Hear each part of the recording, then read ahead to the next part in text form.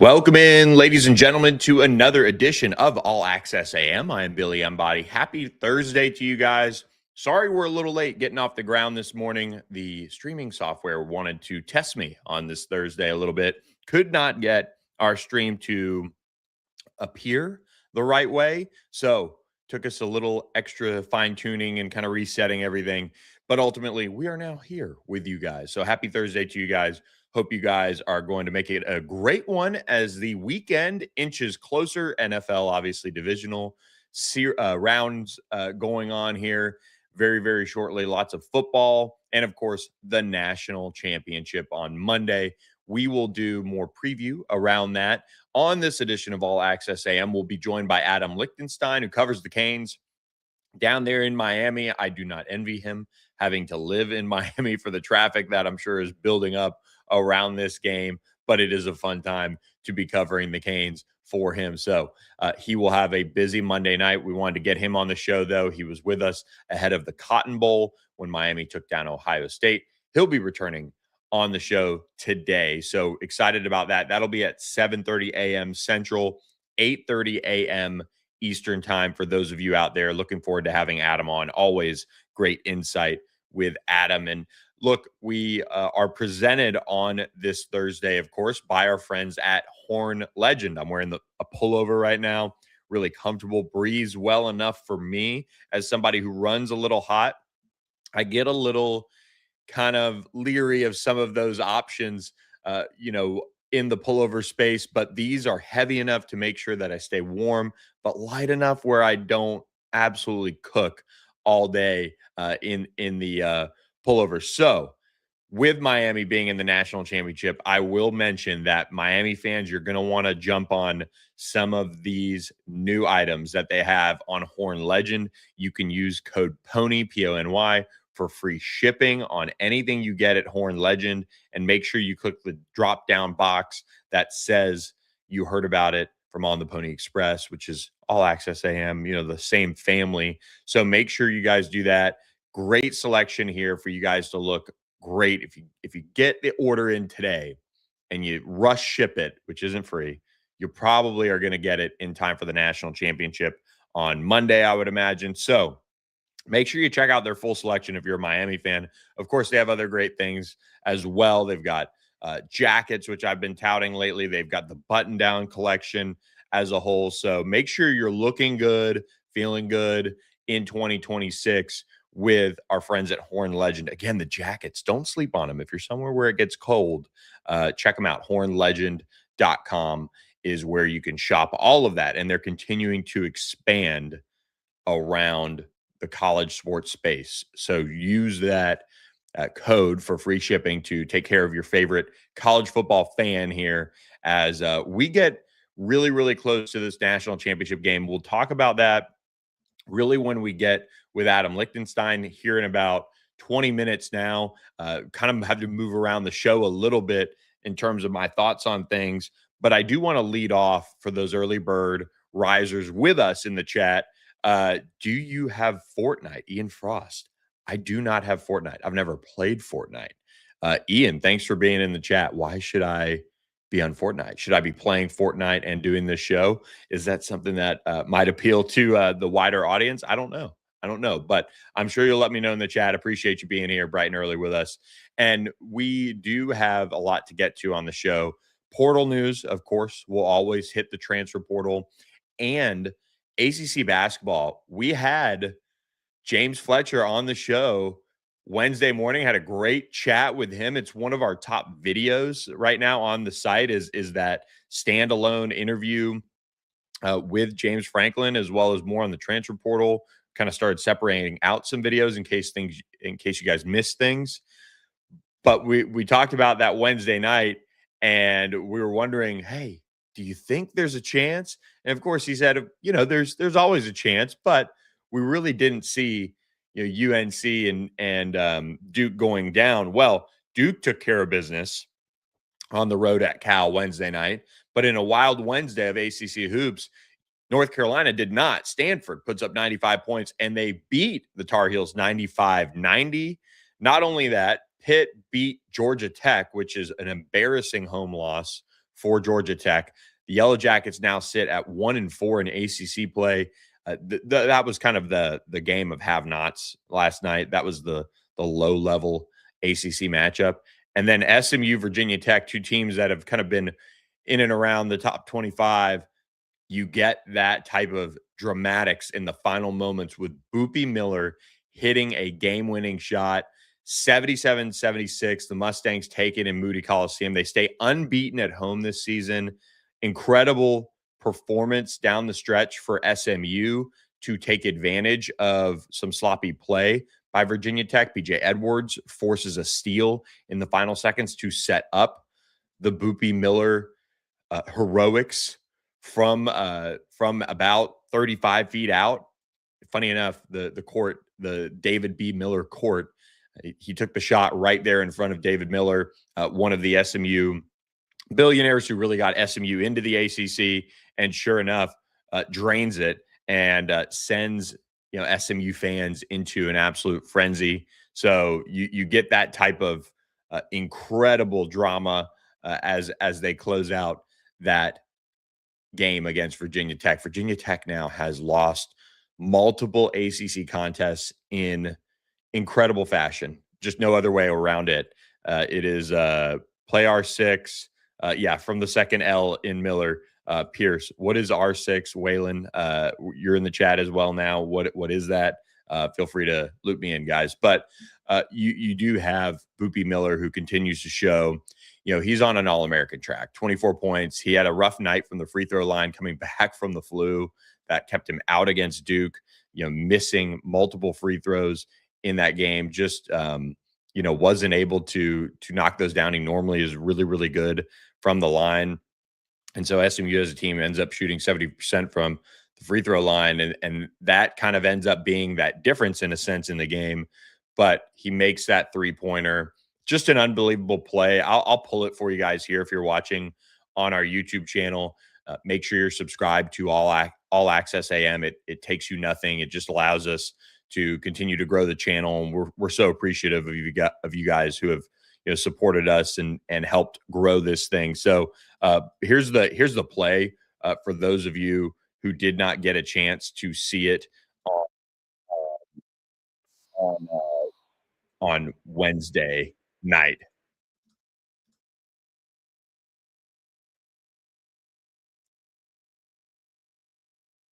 Just insane. SMU gets it done. They take down Virginia Tech, and a game that SMU, for the most part, just they came out. They had a nice kind of ability to kind of hang around, but a super frustrating game at the same time. If you're an SMU fan, I think coming off of 2 straight losses in league play, you were hoping that coming out on home court they would have completely kind of turned it up a little bit with Boopie Miller back in. But I will say this, texting with a couple of people after the game, man, this flu strain that kind of went through SMU's team was no joke. I mean, Boopie Miller couldn't really stand on Saturday at all. They had another player, Sam Walters, who was out. So a lot of these guys recovering from that just took them a minute. Boopie Miller didn't practice this week. Just takes a minute. And they found their groove right at the right time in the final moments. It was the 5th game winner with under 5 seconds remaining under Andy Anfield's tenure at SMU already. So just his 2nd season, and they've already grabbed the 2nd one this season. They had 3 last season against Syracuse, Virginia, and Cal Baptist. This year, Virginia Tech and Butler. Just a kind of what you want. You want the ball in your best player's hands, and Boopie Miller delivered for SMU in the final moments. SMU now sits at 13-4 overall, 2-2 in ACC play. That was a critical win. You think about it, you're going in now to a top 25 matchup Saturday morning, 11 a.m. Central against Virginia. Does it get more kind of, ACC school matchup? I think the Virginia and SMU, playing a little 11 a.m. brunch time special in Dallas. I don't know. I think that's kind of the time slot that most every TV network would imagine those two schools should be playing in. But we'll see what happens. Extreme T. SMU's a paper tiger, my man. They're going to get blown out. We'll see. I don't know. Virginia's very, very good. I don't know who they're going to get blown out by, but we'll find out. I think Virginia, that win against Louisville, even without Michael Brown for Louisville, really stood out to me going on the road and winning the way they did. So they have a tough test against number 16 Virginia again on Saturday. North Carolina, though, let's go back there. We've talked about them a lot. Their point guard issues. That's not necessarily the issue. Putting up 90 points out there, out west, not sleepy at all in a sense, but defensively not able to get it done. Caleb Wilson added another 26 points, but Stanford, Abuka Okorie getting 36 points in 36 minutes, 12 of 20 from the field. Incredible game for him. Stanford rushes the court. They get that win. They were able to overcome a small halftime deficit to get this one done. And really just two teams that really were pretty good offensively all night, but UNC shot less than 40% from 3-point range. It's not bad on a normal night in a sense, but you get Stanford, who's lighting it up at 57% from the field, and that includes 57% from 3-point range. So, just an unstoppable force offensively for this Stanford team that they brought into this game, and they were ready to rock. And you've got to give them credit for what they were able to do in this one. Ryan Agarwal had another 20 points in this one. Jeremy Dent-Smith, another 20 points. So huge outings for them. Really not a ton of, scoring beyond that for Stanford, a few points here and there, but they were able to get this one. Henry Visar had another nice night, 26 points to match Caleb Wilson's for UNC. But outside of that, it really wasn't anything to write home about for UNC defensively. And either one of these teams, they just came out on the wrong end of it. So the Tar Heels now sit 14-3 overall, 2-2 in ACC play. Stanford 14-4, 3-2 in ACC play. So they've gotten a good run of early ACC games, and the defense for North Carolina is the story here. That was really the kind of shocking thing, because if you look back a month ago, North Carolina was looking like a team that would be right up there, among the best in college basketball, but it has just completely fallen apart since the start of 2026. When they turned the corner to 26, they were second nationally in effective field goal percentage and 10th in 3-point field goal percentage.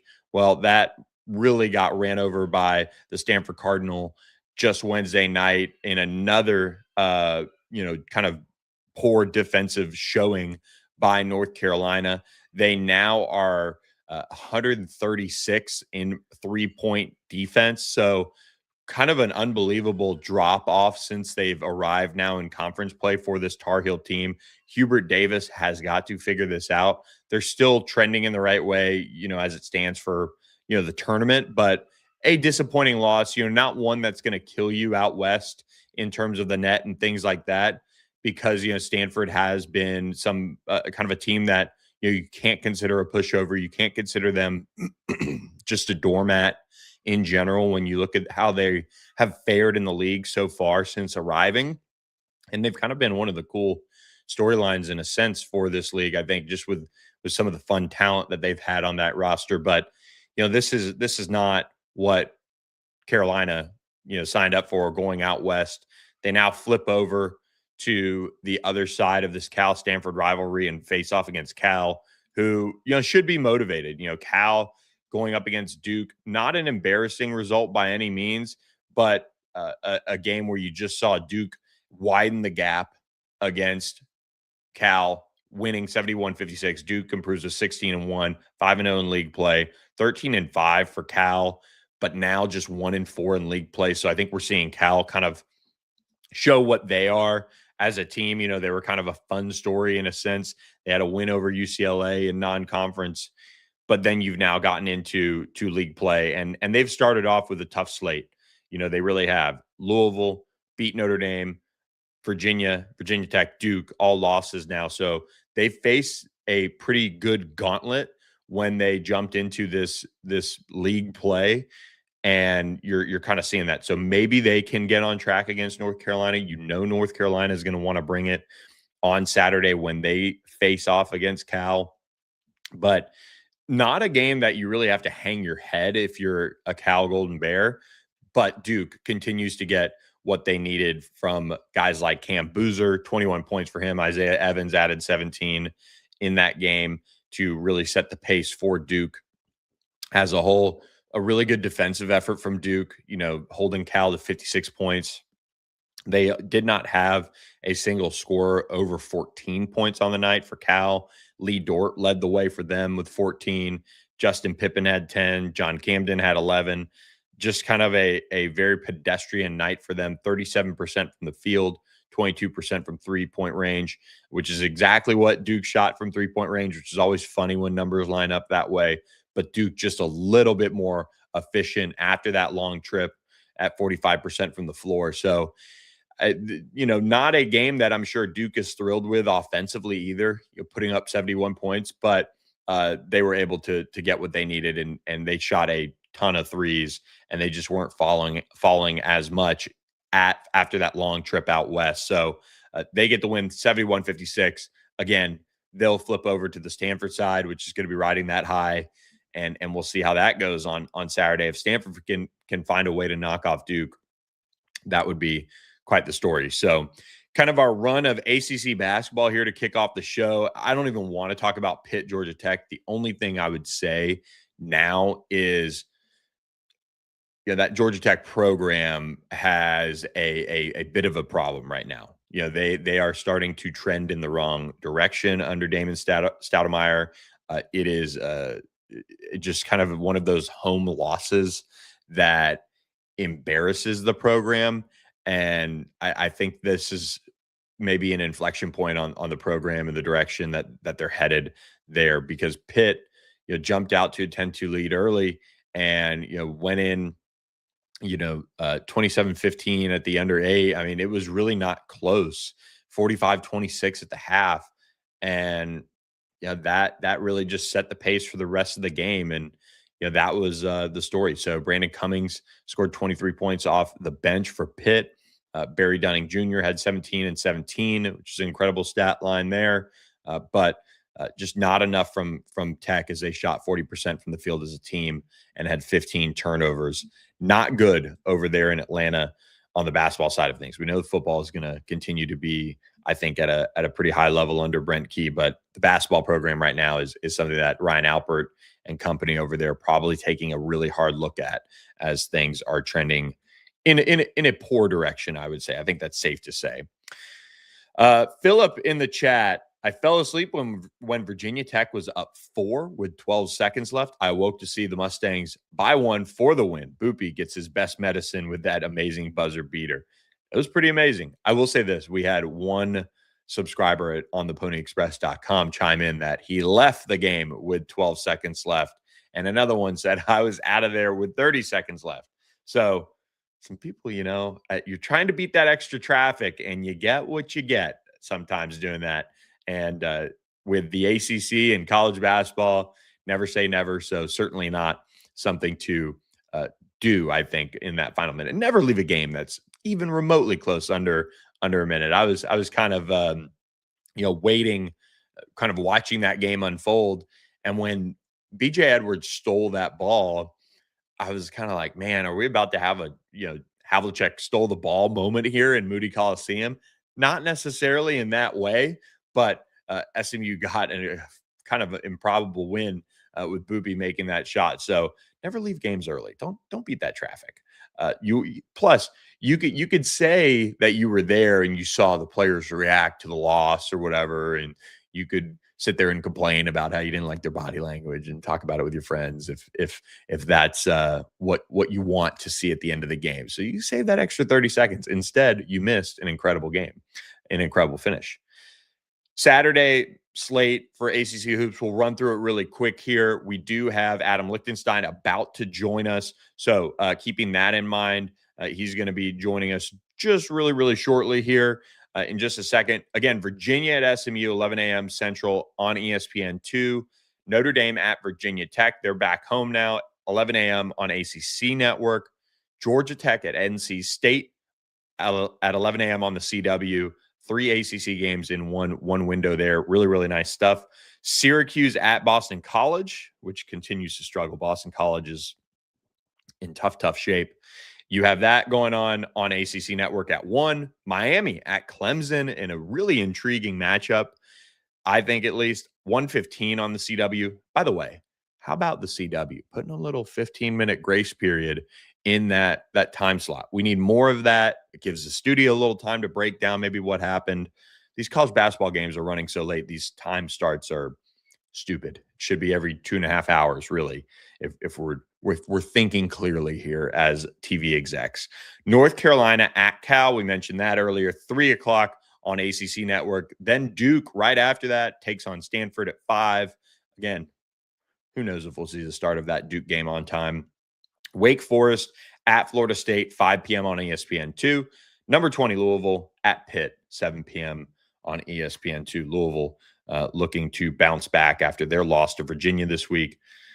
Pitt coming off that win against Georgia Tech, but still lowly Pitt. They need to get that win on the road if you're Louisville. So we do appreciate you guys joining us on this Thursday edition of All Access AM. And as you make your preparations for the College Football Playoff National Championship, I encourage you to check out our friends at Socorro Tequila, an award-winning tequila brand. It's just agave, yeast, and water is what makes up their incredible brand that has now won multiple awards since being started in 2020. Socorro just has that really clean taste that you want in your tequila, whether it's the Añejo, the Blanco, the Reposado. Check them out today.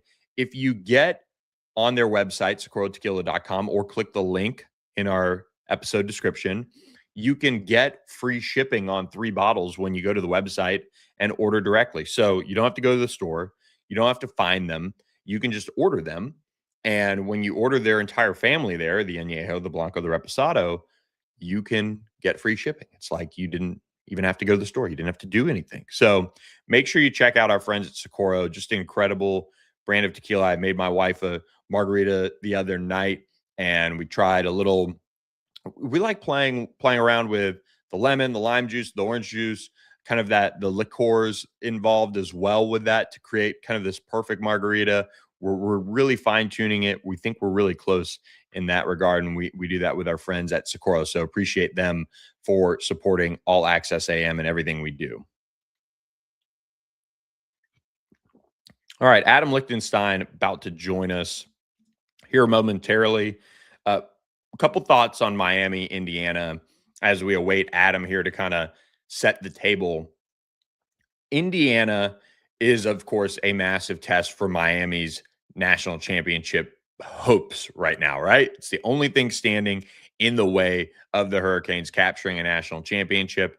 Fernando Mendoza and this team has played incredible football and an efficient manner, taking care of the ball, number one in so many efficiency categories. They don't turn it over. They don't commit penalties. And they are an old team at an average age of 22 and a half. What a world. I mean, to be sitting there as a 22 and a half year old playing college football still and playing for a national championship, what a world these guys must be living in. The Hoosiers rank 11th nationally in total offense. They're 12th in rush offense. And even though they have the Heisman Trophy winner, they're 52nd in pass offense, which is always interesting. I thought as I've seen a couple of takes on Fernando Mendoza being the best since Joe Burrow. They're kind of placing him Burrow adjacent, and I watch Burrow. I just don't see it. I think he's really good. I think he's going to have a lot to say on Monday night in Hard Rock. I think he's going to have a good game, but still, like, guys, settle down here. Defensively, though, this is where, you know, Carson Beck and this Miami team is going to have their hands full, of course. Number one in turnover margin, so they take the ball away. We saw that get propped up a little bit more by Oregon being pretty careless. But the offense, I do want to go back to as this Miami defense, you know, with Ruben Bain, Akeem Mesidor in there, you know, they're going to have to get pressure on Fernando Mendoza, and they're going to have to, you know, find ways with the secondary that Miami has that really should have had like 4 or 5 picks off of Trinidad Chambliss against Ole Miss to convert on those and capitalize on those, because you have an Indiana offense that is number one in third down conversion percentage, and their defense is just as good in a sense in that third down conversion percentage as well. That is going to be a matchup of statistically where this game could be won or lost. You get Indiana into poor third down situations if you're Miami's defense. Ruben Bain, Akeem Mesidor, they can pin their ears back. They can certainly get after them a little bit more. And that plays into really what they want to do defensively. They want to let the guys loose and let them run. Mendoza, 223 yards per game, 41 touchdown passes, just 6 INTs, 284 yards on the ground as well throughout the season. He is coming right back to Miami, where it all began, his hometown, trying to take a national championship away from another hometown kid, Mario Cristobal, in this case.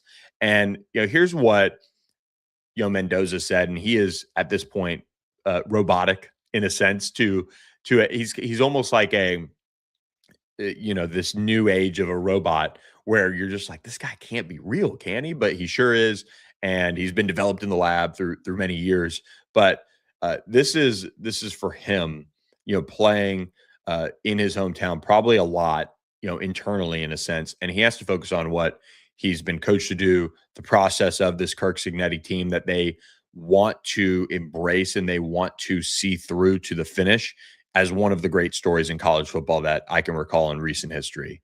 But he said, we've got to be doing it, playing our brand of football, playing the Indiana Hoosiers football, that even though it is the national championship, we don't have to do anything that is out of character. That is a key piece for me when listening to that quote. We just got to play our brand of football, and that's what has led us to this point in 50 wins this season. So, and I don't know why I said 50, or I think he meant 15. So it might have been a transcript error there, but 15 wins. They're hoping to be a 16-0 national champion.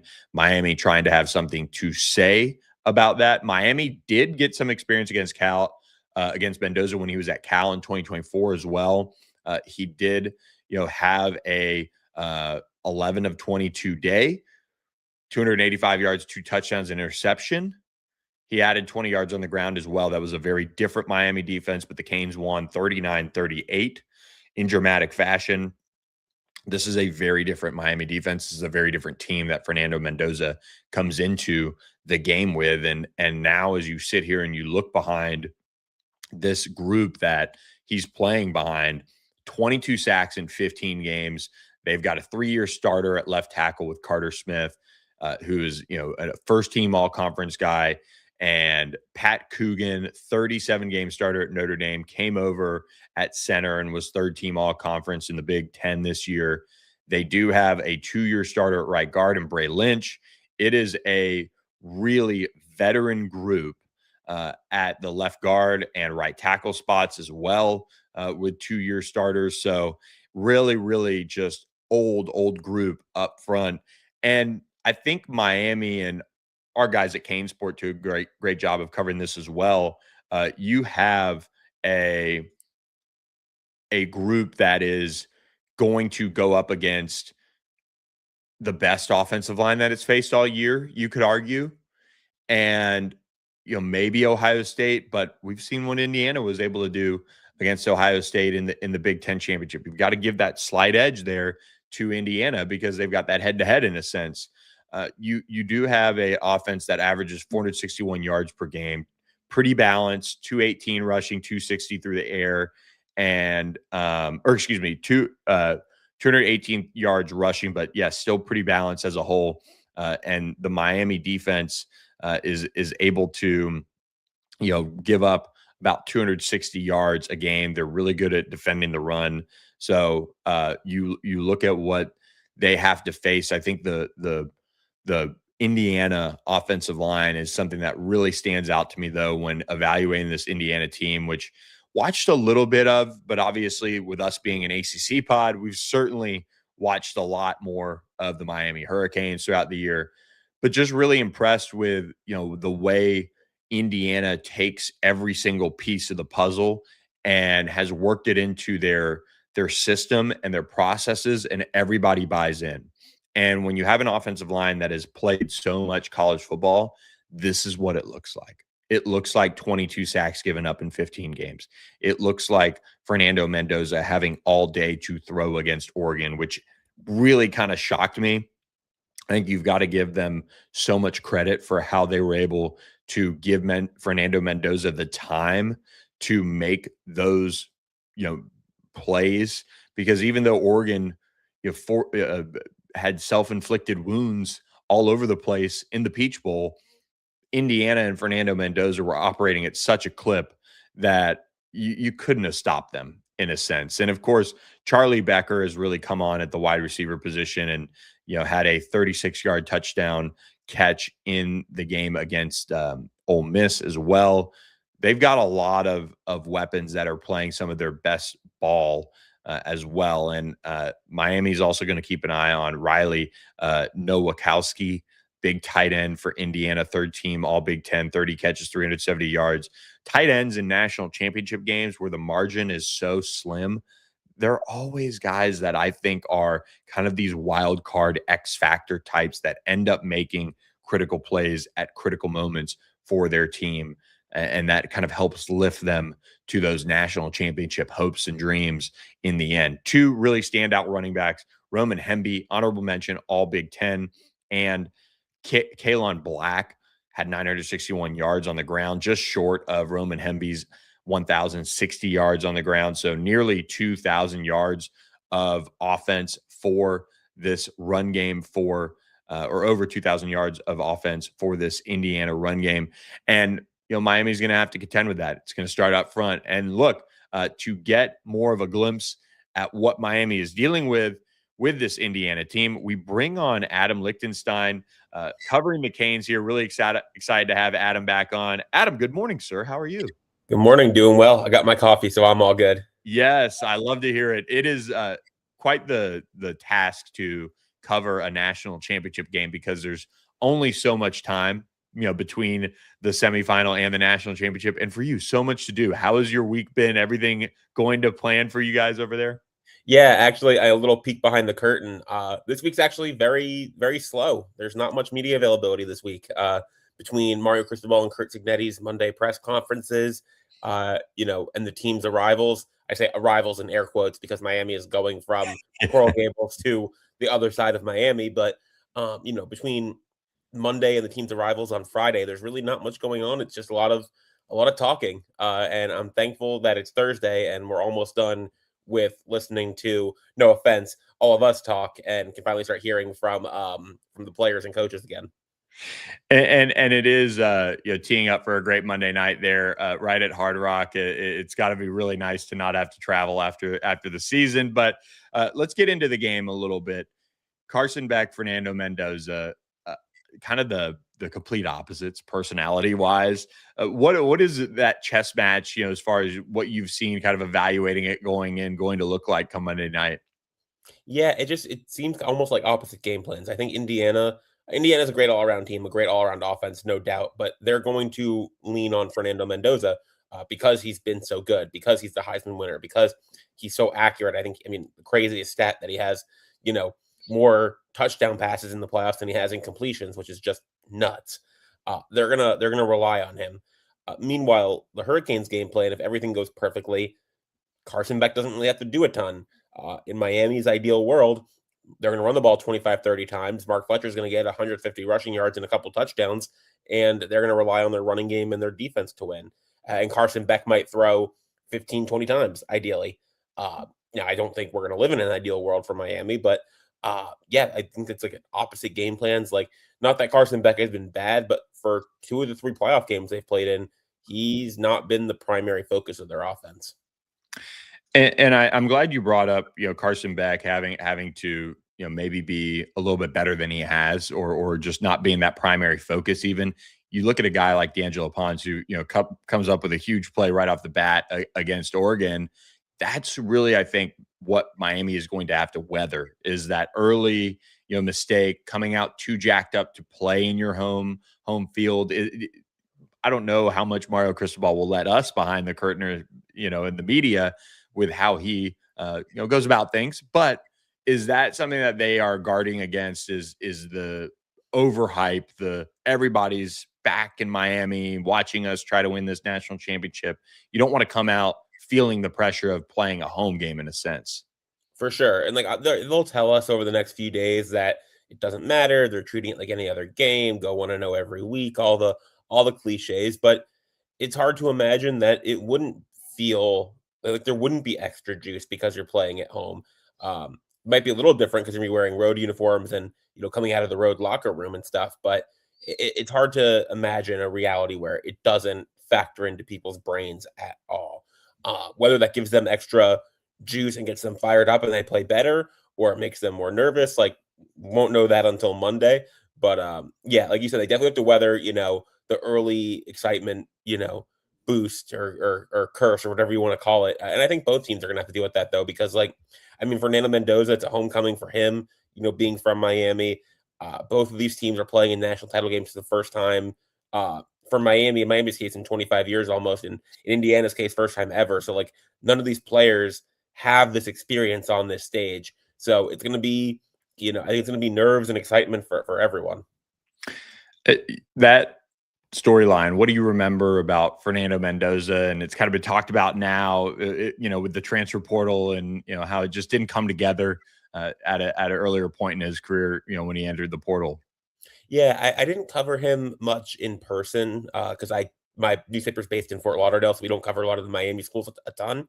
But I remember talking to people like just around South Florida football, and he came up. It's like, okay, this Mendoza kid at Miami Columbus, like he's good. I don't know how good he's gonna be. Oh, I think he's going to the Ivy League. Oh, he's going to Cal at the last second. Okay, cool.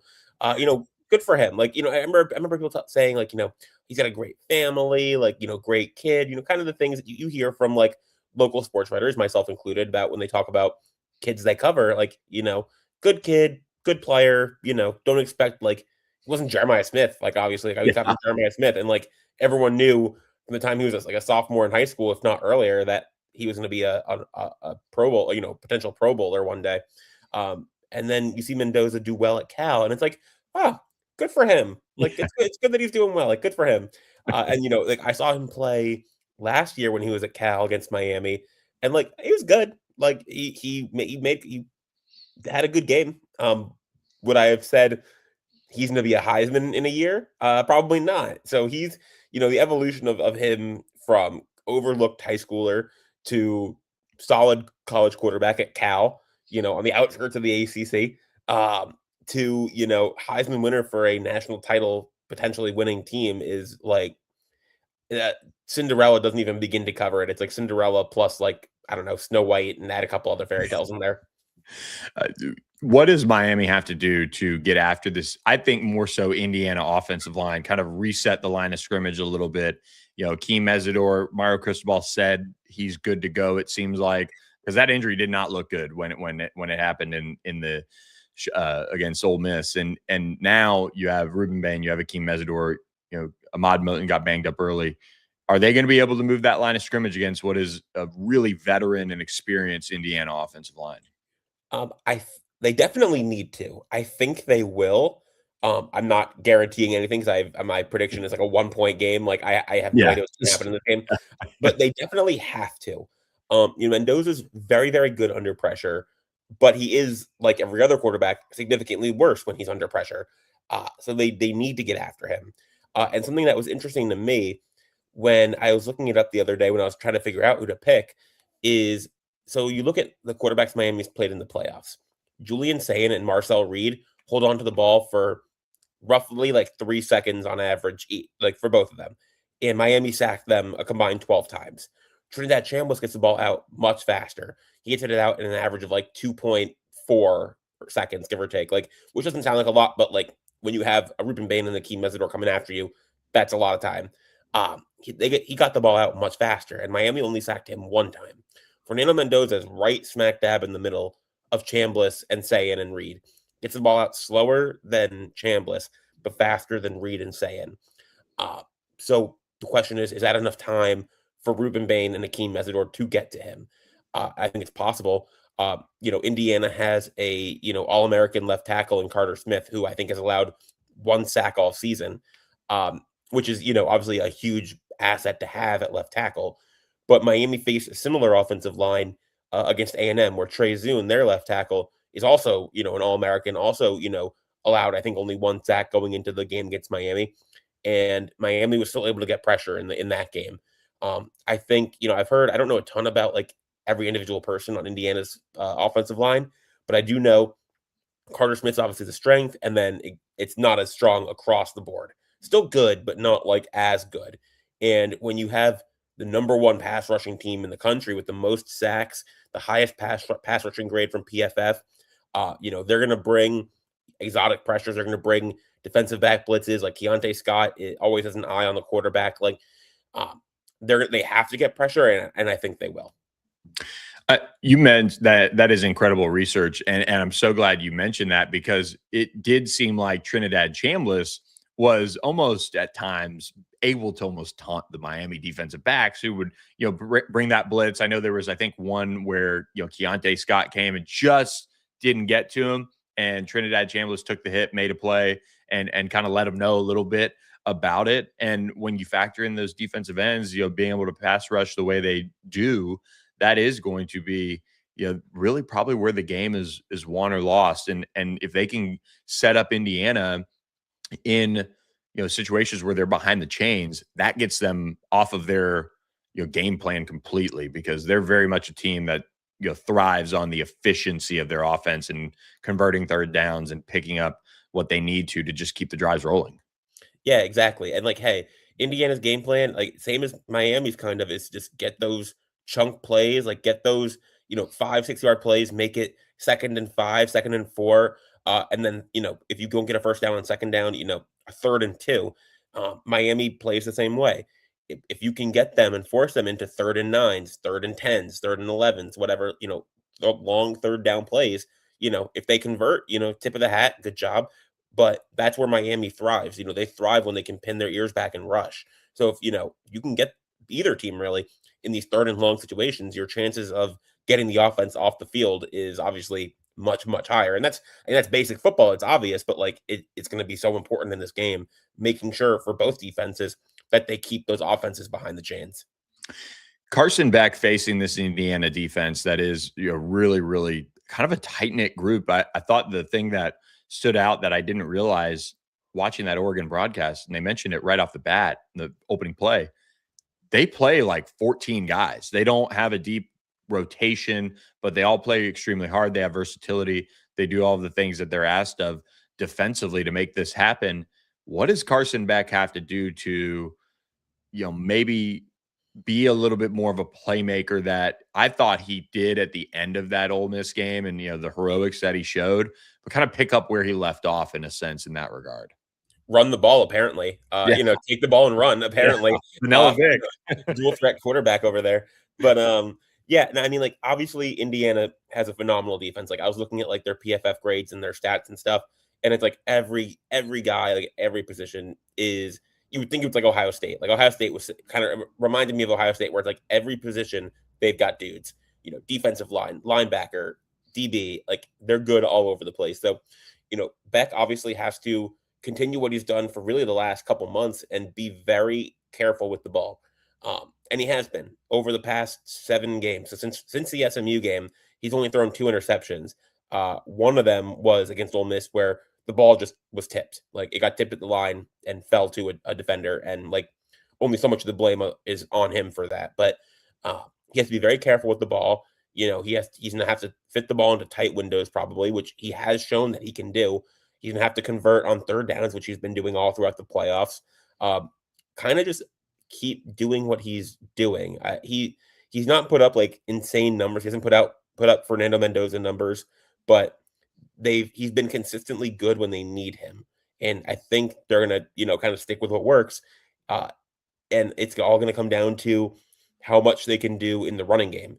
If they can get 5 yards a carry out of Mark Fletcher, they don't need Carson Beck to throw for 300 yards. If Mark Fletcher's running for 2.5, 3 yards a carry, okay, now you need Carson Beck to do a little bit more. Get the ball out to the playmakers, get it out to Tony, get it out to Keelan Marion, and make things happen, and maybe make things happen downfield. But ideally for Miami, they'll be moving the ball the most, running the ball. 18 interceptions, 11 fumble recoveries. Ball security is going to be key. Another key, field position always. I think this is an area where Miami could exploit it a little bit. Indiana's punt game, not necessarily a great thing. Granted, they don't punt it a ton, but that is something where I think this game could be a little bit more of a defensive battle. I just like the way both of these defenses are lined up, and I think both teams would rather this not get into some shootout. I would think. And so if you're seeing the punters get jogged out there a little bit more, I kind of lean Miami. I kind of lean field position being in Miami's favor here. Yeah, I mean, I was slamming the table at the end of the regular season. I'm like, Dylan Joyce should have been an all ACC punter. Uh, and like he's had some like I mean some highlight reel punts in the playoffs. He had one I think against Ohio State where they pinned him at the 2. You know, he's a great punter. He's a weapon in getting them, you know, good field position. He hasn't been perfect, but he's very good. And like you said, I don't know if either team really wants this to be a shootout, but I do think if it does become a shootout, that favors Indiana. Kind of like with Ole Miss, where I think, you know, if Miami can drag this game, make, you know, kind of slow it, well, not really slow it down, like technically speed it up because the clock's always running if you're running the ball, but, you know, slow it down, have those long methodical drives, those 10, 12 play, 75-yard drives where you score at the end. Like that's the game Miami wants to play. I think that's also the game kind of Indiana wants to play. So they're kind of they're very. I find these teams very similar in kind of like their styles and their strengths. But I do think if this game does end up more of a shootout style, that does favor Indiana. Miami wins if, and Miami loses if. Miami wins if they can get to Fernando Mendoza. If they can put him on the ground and put him and constantly harass him, they have a very. I think they have a very good shot to win the game. Miami loses if they can't get to Mendoza and allow him to pick them apart because Miami's going to be short on defensive backs in this game, short on cornerbacks. Xavier Lucas is out for the first half because of the targeting call against Ole Miss. Crazy. That's what. Yeah, I don't know what targeting is anymore. Yeah. I have no idea. I stopped pretending like I have any clue. But he's out for the first half because of that targeting call. OJ Frederic is banged up. Mario Cristobal said he should be good to go, but he did only play 5 snaps against Ole Miss. Who else? Damari Brown, who he's been out the whole playoff run, but was very good for them during the regular season. He's been day to day for the last week or two. He was listed as questionable for the last game. We'll see what happens this week, but I wouldn't expect him because even if he is healthy enough to play, he hasn't played in going on a month and a half now, almost 2 months. Do you really want to throw him into the mix against the best team you're going to play all year? I don't know. So they're going to be a little bit short on cornerbacks. That depth is really going to be tested. So if Miami lets Fernando Mendoza sit in the pocket and find, Elijah Surratt and Omar Cooper, then they're in a lot of trouble. We will see how it goes. And have you revealed your prediction? Are you able to reveal your prediction now? I can reveal the top secret information because it was in the Sun Sentinel yesterday. I went back and forth for basically from the time the Indiana-Oregon game, well, I wouldn't even say ended because that game was over in the second quarter. I was going to pick Indiana. They're so good all over the field. I just you have the Heisman, you have great running backs, great receivers, great everything. So I'm like, okay, I'm going to pick Indiana. And then the more I dug into it, I'm like, I think Miami has a good shot in this game. And I think I don't know if you look at the teams Indiana's played, when they play those really talented teams, they're not always a juggernaut. They only beat Ohio State by 3, and Miami beat them by 10. And they only beat a bad Penn State team by 3, and they needed a miracle touchdown at the end to do that. They only beat Iowa by 5. And I'm like, Miami's better than those teams. So I'm like, let me think about this. And like I said, I dug into that stuff with Mendoza's time to throw and how he is under pressure. And I'm like, if Miami gets to him, Miami's the best pass rushing team that they'll have played. And if they get to him, they can win.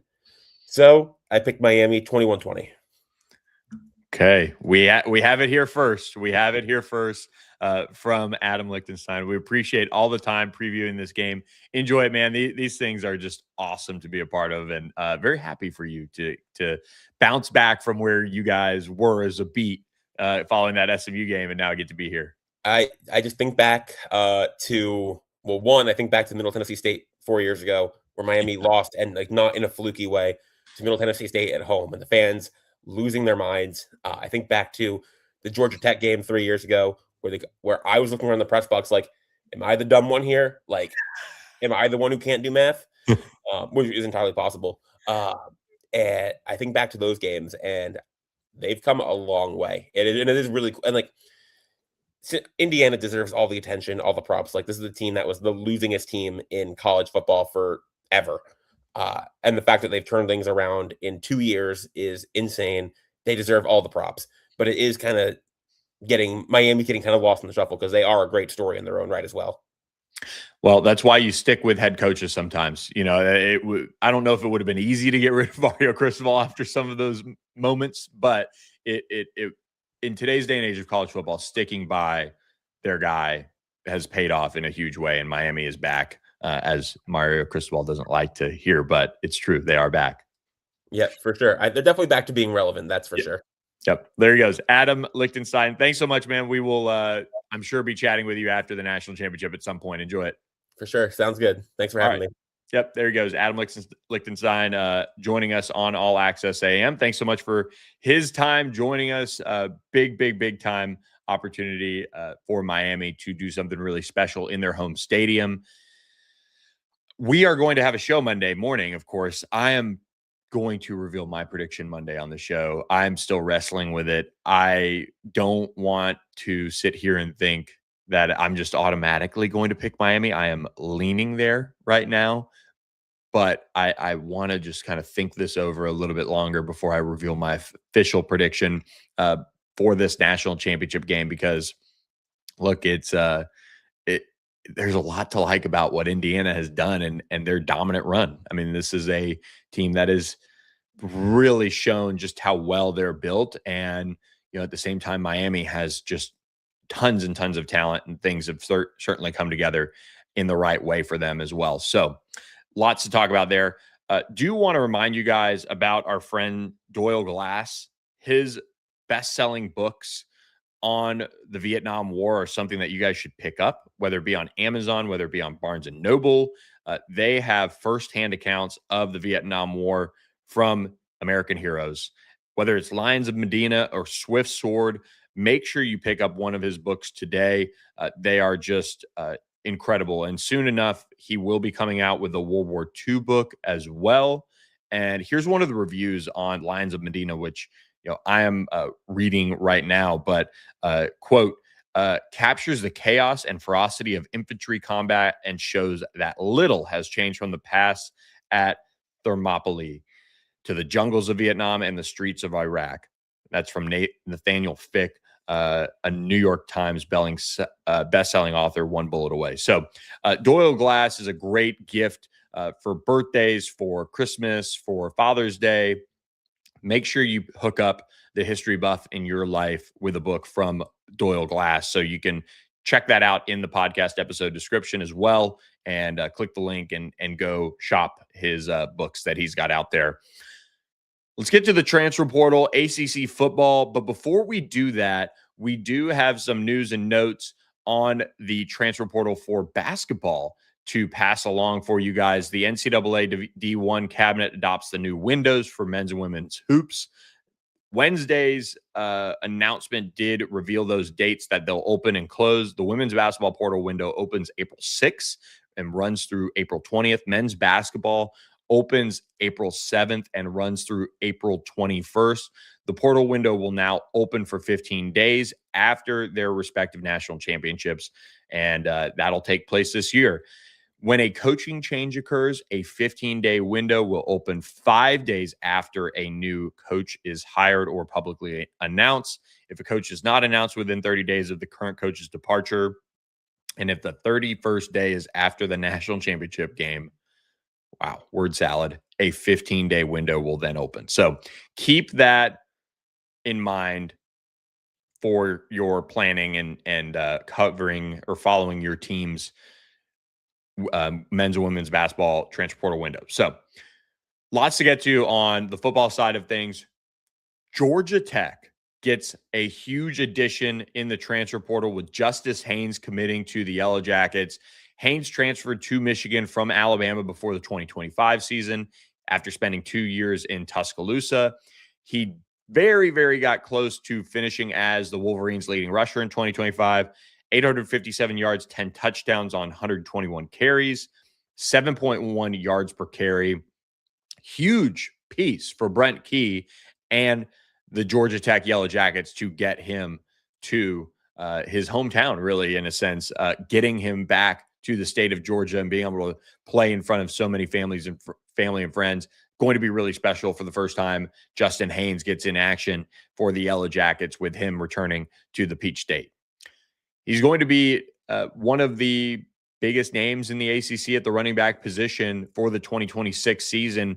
He really came out as a highly touted top 50, borderline 5-star prospect on the Rivals industry ranking. And, for the most part, he's kind of had, I don't want to say underwhelming, but how the path is at Alabama. For some of these young running backs, they see the field, they see action, they see time, but it isn't necessarily this overwhelming, exposure right away that you've seen some other programs be able to offer because of the depth that they have. Then he comes back as a sophomore, he has almost 500 yards on the ground. And then that's when he pulled the trigger and transferred to Michigan. And watching that recruitment unfold was pretty fascinating in the transfer portal.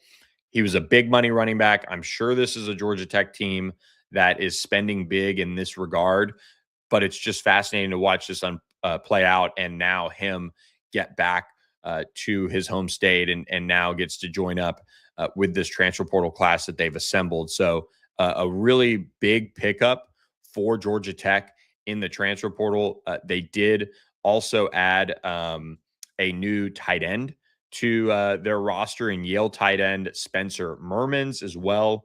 So they're getting rolling in that regard. They also have another Ivy Leaguer, Chris Corbo, in their tight end room. And he said that he really just liked the coaches. He liked the opportunity to live in Atlanta.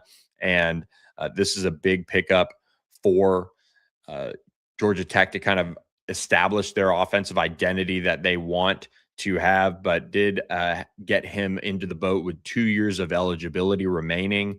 And he redshirted in 2023 and then played in 24 career games, had 2 catches for 8 yards. So Georgia Tech kind of adding some depth there to the tight end room. And of course, make sure you guys are following along if you're a Georgia Tech fan at jacketsonline.com. They've got a bunch of targets remaining on the board for their transfer portal run. They are betting right now on Graham Knowles or Grady Adamson to be the starting quarterback, but they're certainly making a push here to add another arm to this room. And it's going to be fascinating to watch it play out as Brent Key and this staff and this new look offensive staff has to hit on the quarterback position to be relevant next year. EJ Colson from Incarnate Word, Jake Merklinger from Tennessee, Nico Marichol from West Virginia. Those are some names that have jumped out a little bit just as far as adding depth to that quarterback room to maybe pair with now a Justice Haynes for Georgia Tech. So really, really interesting to see how that plays out. As an aside, Georgia Tech former quarterback Haynes King is going to be at the East-West Shrine Bowl. We will be there in a couple of weeks covering that. I'm looking forward to catching up with Haynes. I haven't talked with him since ACC Media Days, but even then, this is a relationship that dates back to high school, his high school recruiting as well. We chatted a couple times over the course of that as LSU was recruiting him and involved before he ended up at Texas A&M. So excited to see him get to the Shrine Bowl and play that out in front of NFL scouts and get his name out there, of course. And Cade Klubnik will be out there as well for Clemson. Looking forward to chatting with Cade since last time we caught up was at ACC Media Days as well. But we've got more transfer portal news to talk about on the pod as well. Louisville offensive lineman Jordan Church entered the portal. He's left the program now after 1 year.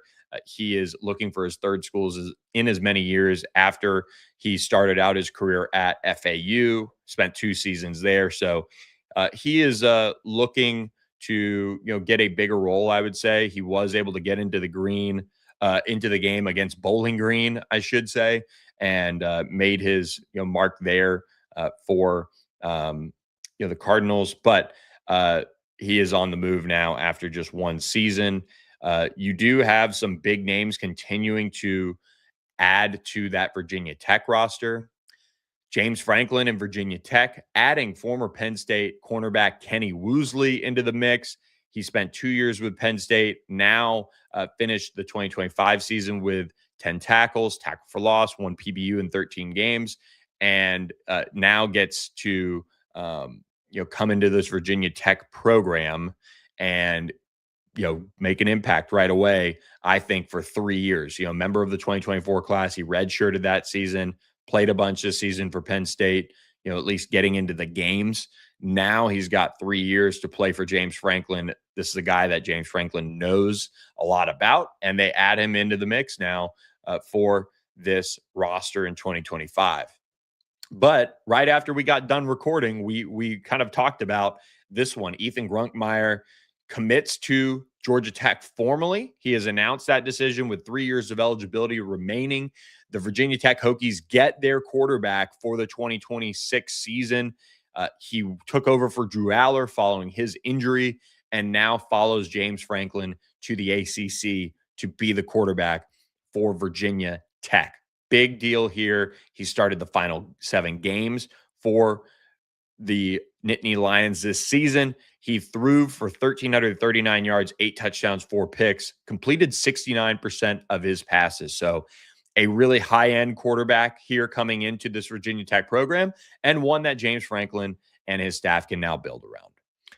I think that kind of gives you a better feel for James Franklin having the opportunity to have success in year one at Virginia Tech. We'll have to get our friend David Cunningham to talk more about this portal class, what they've put together, because they have lost some guys as well to the portal that could have certainly helped them this year. But for the most part, they've stacked up a really nice class here, grouping it all together with a recruiting class that was right there on the verge of being a top 25 class as well. And now they've gotten some really high-end transfers. So maybe it is something to watch, that Virginia Tech can get back to bowling and make a splash in year one of the James Franklin era. Not done with the transfer portal news that were popping in as well. Dylan Rousey committed to Louisville, safety transfer that they've added as a depth piece, and he gets to stay in state and finish off his career, which started at Murray State. He had 139 total tackles, ranking 3rd among FCS players. He's a former junior college guy who battled his way to Murray State and ends up notching 89 solo tackles. So good in space there. And he gets to add more to that Louisville safety room that they wanted to upgrade. And they do that with Rousey. So interesting one there. And on the other side of the Virginia Tech-Virginia rivalry, Brandon Hillman, a former Michigan Wolverine, one of the top transfer portal targets out there across the country, really, has committed to play his ball at Virginia. A 4-star transfer addition for the Hoos. He totaled 49 tackles, 1 forced fumble, and an interception in 2025.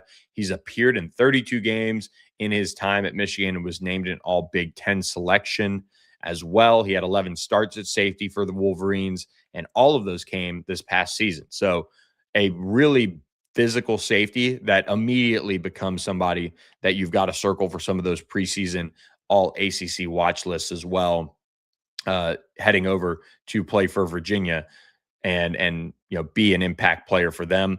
Justin Ross, Navy transfer, did commit as well. Defensive back commits to the Hoos to transfer there, and he gets on board with Tony Elliott and company.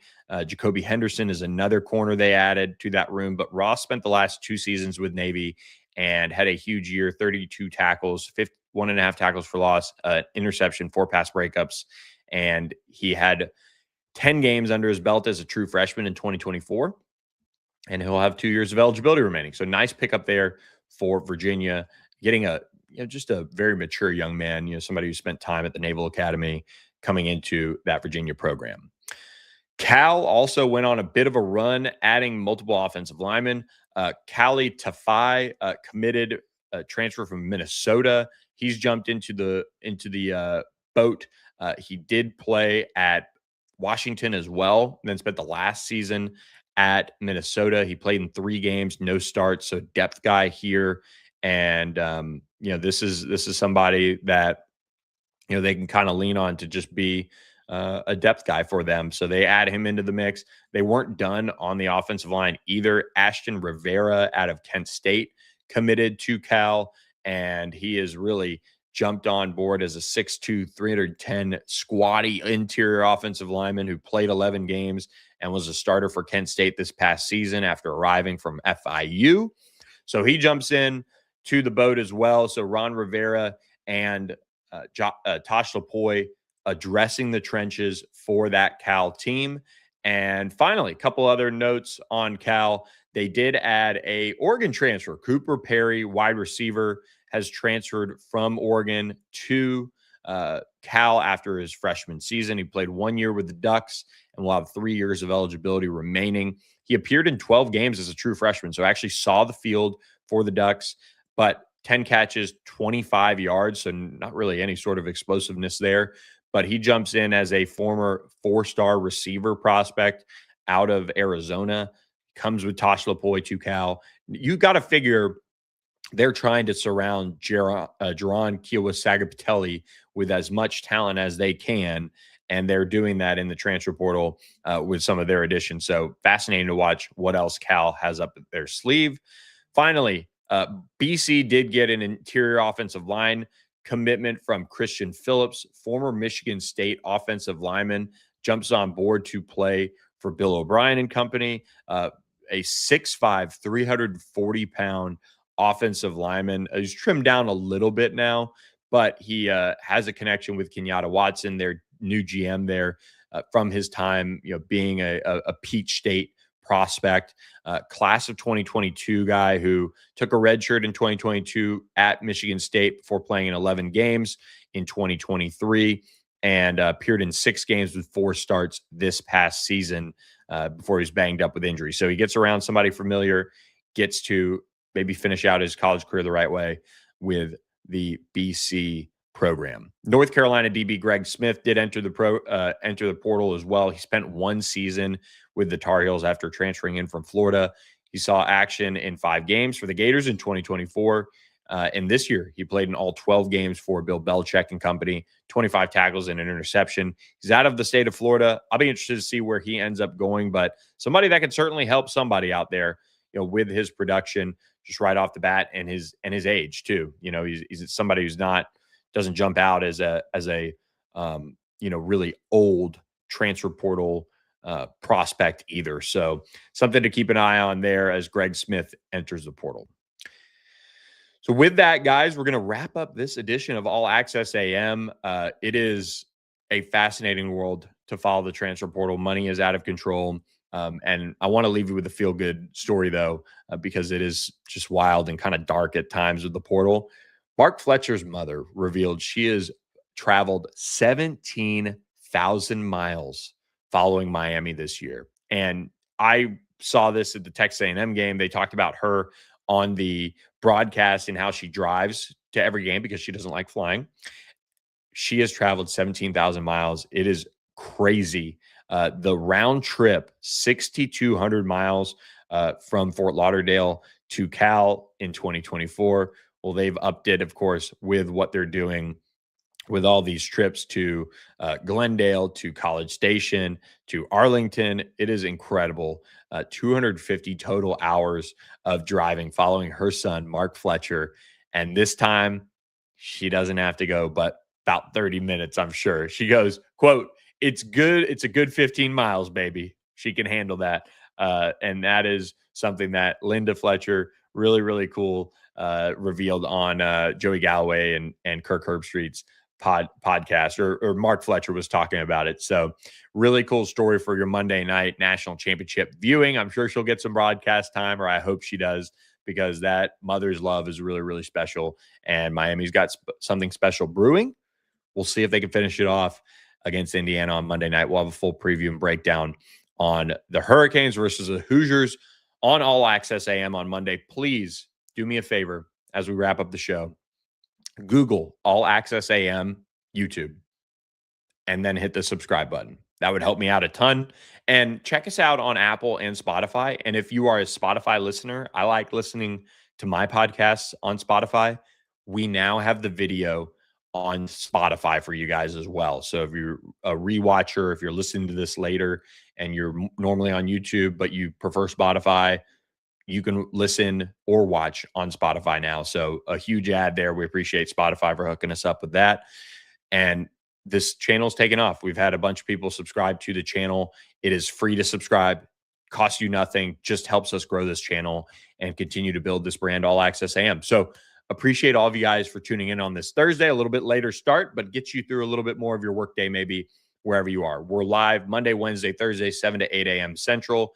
We appreciate you guys listening. We will catch you guys Monday night, last day of the college football season, and we'll have all the coverage of Miami, Indiana. So I'm Billy Embody. Have a great weekend, everyone. We will catch you next time on All Access AM.